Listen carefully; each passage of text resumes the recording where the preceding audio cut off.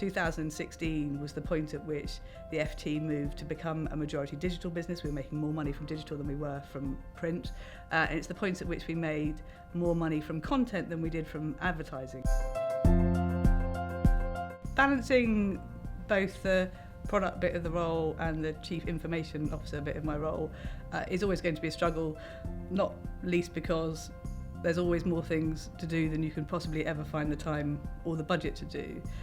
From my perspective though, it's absolutely the right thing to do. I've worked in different organisations that have had different setups, and in the past the FT had a different setup where product was separate from technology, and I think that it creates a fake barrier that is a barrier to progress and innovation and collaboration.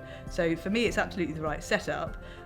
It means that you have in effect a single decision maker, but also in the FT's case it also means I have a position on the board, which means I'm able to represent the whole of technology and balance all those things which just do have to be balanced anyway.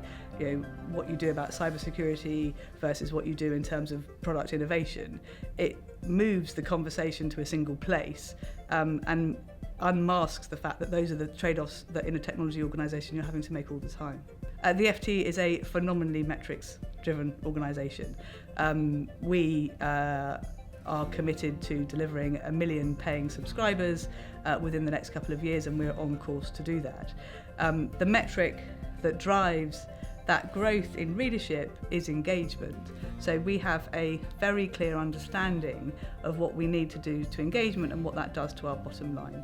So we know that if we have a certain number of engaged users, that basically we will drive down churn. If you can get people to read the FT more often, read more content when they come, and visit several times in a set time period, then they are phenomenally engaged and they get value out of their product and they are less likely to churn. So the whole of the FT, from the commercial B2C teams doing marketing, from the B2B teams who are selling group subscriptions into big businesses all around the world, through to my product team, are tasked with driving engagement. And we're phenomenally outcome driven. When a product team decides what to do, what they're thinking is, how can I drive engagement? What products and services do I need to build in order to make our customers more engaged with the products that they're reading? When we refreshed the website, our hunch was that if we could make it faster, we would increase engagement. But we didn't just take that as read. We set out to build the fastest publishing site in the industry, and when we did that we slowed it down again in order to be able to test what that did to engagement. So by running a multi-variate test where one group was getting a site that was a second slower, 2 seconds, 3 seconds, 4 seconds, etc., we were able to prove that by speeding up the site by 1 second, you increased engagement by 5%. Now there's very little that will drive that level of engagement up for the entire user base. So therefore we were able to understand that there was a direct relationship between speed and engagement. We know the relationship because of our data analytics between engagement and revenue, and therefore we can go after speed with great gusto and make sure that we continue to deliver the fastest site in its class, which we do. Similarly, we had a hunch that if we could personalise ft.com more for our customers, that would also drive engagement. So we delivered My FT, which is a relatively simple Twitter-like personalization service where you tell us which companies and entities and topics you're interested in following, and we'll send you alerts, emails, and we'll personalize your experience accordingly. Having done that, we then measured what it did to engagement, and we now know that if we can encourage a customer and a reader to become a My FT user, that will increase their engagement by 80%. And therefore we know that effort put into getting users who are not My FT users to become My FT users, that we can drive engagement, because all of the value is getting the borderline engaged into becoming engaged. So a lot of what we do is not necessarily that complicated. What is interesting is the way that we set about it. Have a hypothesis, what's the least that we can do to test it in the market, back it up with data, and when we hit something, we go after it with great gusto. There's always going to be tension between different parts of an organisation. mostly because of constrained resources.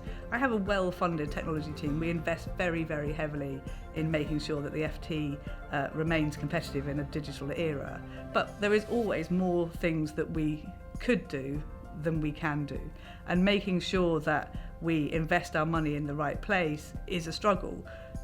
But that said, because we have that phenomenally data-driven approach and that we're being as lean as possible, that we test our hypotheses, and when we get to something that actually works, we go after it, that means that we're having a conversation about data and not a conversation between whether my idea is better than your idea or someone in my product team's idea is better than somebody in the editorial team's idea as well.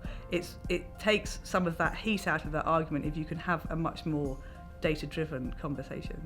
So if you look at the number of voice-enabled devices that were sold in 2017, there were I think roughly 20 million Amazon Echo-enabled devices and around about 6 million Google Home devices, and then you add in the Apple HomePod. We're starting to see that kind of hockey stick growth that we saw with mobile 8 to 10 years ago.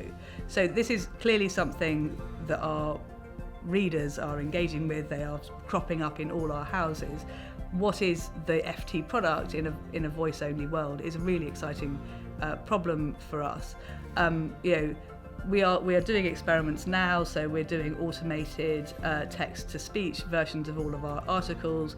We've made some games. We're doing some lightweight experimentation, but we're going to continue to invest in that and start to answer some of those really, really difficult questions, like what is the product in the era in which there is nothing to look at.